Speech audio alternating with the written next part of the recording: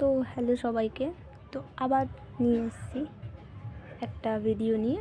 তো আজকে যাচ্ছি দিদির বাড়ি, সেখান থেকে কিছু জিনিস কেনাকাটা করার ছিল, তো চলেই আসলাম। তো এখানে অনেক সুন্দর সুন্দর কালেকশান ছিল। তো তারপরে কালকে দিদির বাড়ি পুজো, তো মায়ের জন্য কিছু জুয়েলারি নেওয়ার ছিল, তো তাই জন্যই জুয়েলারি দেখা স্টার্ট করলাম। তো তারপরে দোকানটা ঘুরে একটু দেখলাম সুন্দর সুন্দর কালেকশান মসলান দুপুরে। তো তারপরে যাই হোক করে একটা জুয়েলারি সিলেক্ট করলাম, তো পরের ভিডিওতে দেখাবো কোনটা নেওয়া হয়েছে। তো তারপর মায়ের জন্য একটা টিকলি দেখছিলাম। তো এখান থেকে এইগুলো দেখছিলাম, এগুলো বেশ ভালো লেগেছে, বাট এখান থেকে একটাও নেওয়া হয়নি। ফার্স্টে এখান থেকে একটা চুজ করা হয়েছিল, কিন্তু এখান থেকে নেওয়া হয়নি, অন্য একটা পরে টিকলি পছন্দ হলো। তারপরে কোমর বিছে দেখা স্টার্ট করলাম, এটাও ভালো লেগেছিলো, বাট এর পরে যেটা দেখলাম সেটাই ফাইনাল করা হয়েছে। বাট এটা নেওয়ার কথা ছিল, এটা খুবই পছন্দ হয়েছিল, কিন্তু যে জুয়েলারিটা নেওয়া হয়েছে, মার যে সেটটা নেওয়া হয়েছে সেটার সাথে ওটা যাবে না বলে তাই অন্য আরেকটা নেওয়া হয়েছে। তো এইখানে দেখছিলাম কত সুন্দর সুন্দর ইয়াররিং। তো তারপরে একটু ছোট্ট করে ভিডিও করে নিলাম, মানে দারুণ দারুণ কালেকশান দোকানটাতে। আর তারপরে এখানে কিছু নোজ পিন দেখছিলাম, এগুলো ভালো লাগছিলো, বাট আমার মুখে মানাচ্ছিল না। তাও দেখছিলাম যে যদি মানায় কোনো একটা, তো পরে দেখলাম, বাট ঠিক ভালো লাগছিল না। তো এখান থেকে একটা দিদি চুজ করলো, তো সেটা নিয়ে তারপরে আমরা বাড়ি ফেরার উদ্দেশ্যে চলে আসলাম ফ্রুটি খেতে খেতে। আর কি কি নিলাম সেগুলো পরের ভিডিওতে দেখাবো। তারপরে বাড়ি এসে মেহেন্দি করে নিলাম, মেহেন্দি ডান, সবাইকেই মেহেন্দি করিয়ে দিয়েছি, প্লাস আমি নিজেও করেছি। তো তারপরের দিন চলে আসলাম পুজোর দিন, আমি রেডি হয়ে চলে এসেছি। তো মা এবার চলে যাবে, তো তারপরে আমরা মাকে যমুনায় দিয়ে আমরা চলে এসেছি বাড়িতে।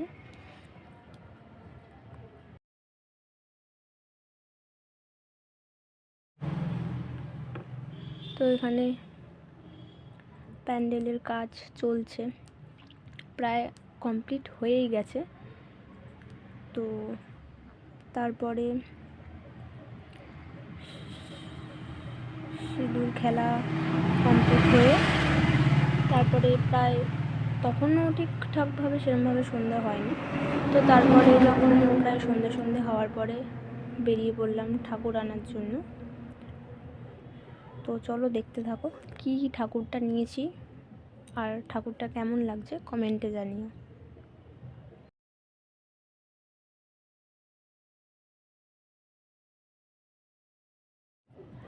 তো তারপরে প্রায় ঠাকুর আনতে চলে এসেছি, যে দেখছি ভিডিও করছে একটু হাই করে দিল। তো তারপরে যাই হোক করে গাড়িটা ভেতরে ঢোকানো হচ্ছে, তো আর কিছুক্ষণ পরেই মায়ের মুখটা দেখতে পারবে।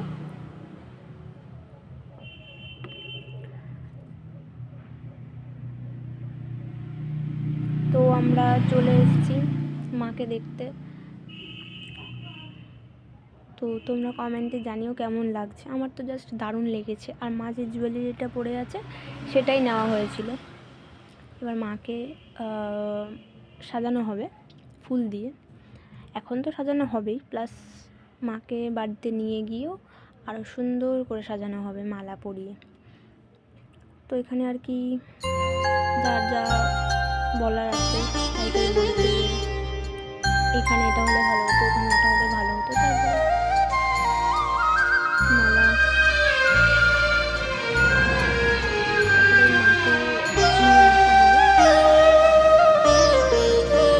শ্যামা মা কি আমার কালো রে শ্যামা, মা কি আমার কালো।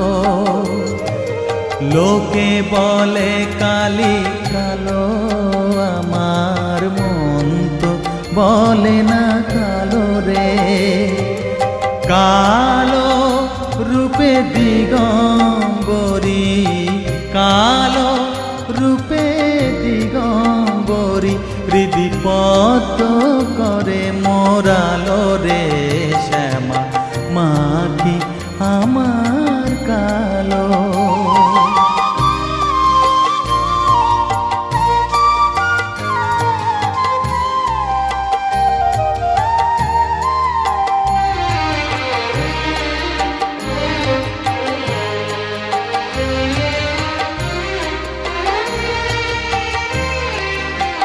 শ্যামা কখনো শ্বেত, কখনো পীত, কখনো নীল লোহিত রে। কখনো শ্বেত, কখনো পীত, কখনো নীল লোহিত রে। মায়ের সে ভাব কেমনে বুঝিতে না পারি, সে ভাব কেমনে বুঝিতে না পারি, ভাবিতে জন্ম গেল রে শ্যামা, মা কি আমার কালো।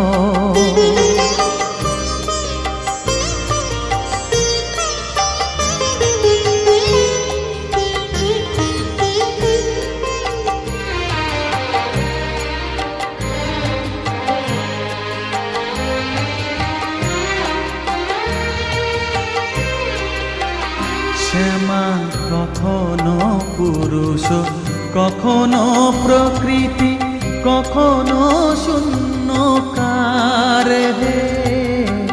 কখনো পুরুষ, কখনো প্রকৃতি, কখনো শূন্যকার হে। মায়ের সে ভাব ভাবিয়া কমলাকান্ত, সে ভাব ভাবিয়া কমলাকান্ত, সহজে পাগল হলো রে শ্যামা, মা কি আমার কালো। কালো